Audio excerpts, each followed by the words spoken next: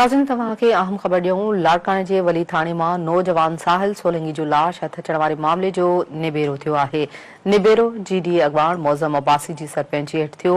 अॻूणे एसएचओ अब्दुल रज़ाक ट्रगड़ ऐं अली हसन कहरी ते 25 लख रुपया दंड मुक़रर कयो वियो आहे।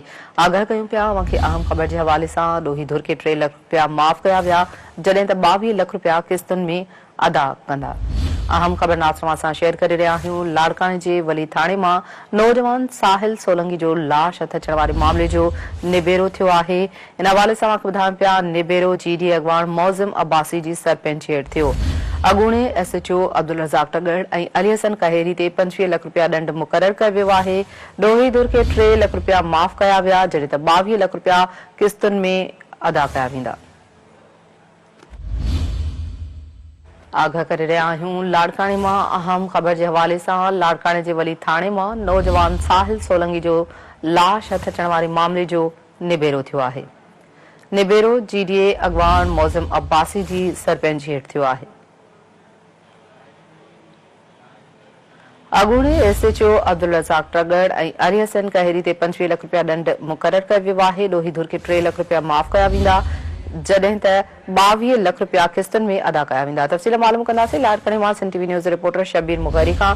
जी शबीर मुग़ैरी, छा तफ़सील आहिनि? इन मामले जो निबेरो थियो आहे?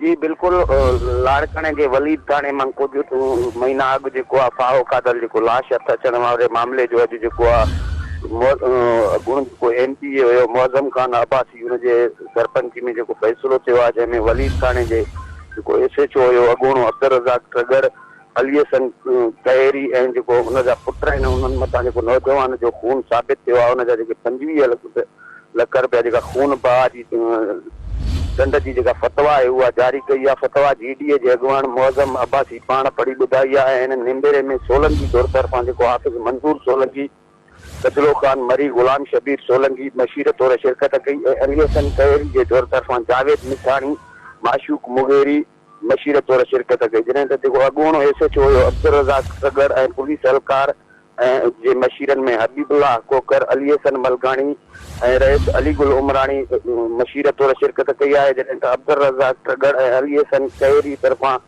3 लख जेके आहिनि उहे मौक़े ते बख़्शराया विया ऐं एसएचओ अब्दुल रज़ाक ट्रगड़ ऐं अली हसन जे नौजवान जेको साहिल सोलंगी जे वारसनि खे मजमूई जेका तौर आहे उहा 23 लख रुपया जेका दंडा उहा अदा कंदी। अहिड़ो जेको फ़ैसिलो आहे उहो हिन महिल हिते लाड़काणे में मौज़म खान अब्बासी जे रहाइशगाह कोट दोराब ते जंहिंजो जेको फ़ैसिलो आहे उहो पढ़ी ॿुधायो वियो आहे। जी ठीकु आहे, वॾी महिरबानी शबीर मुग़ैरी तफ़सील ॾियण जे लाइ।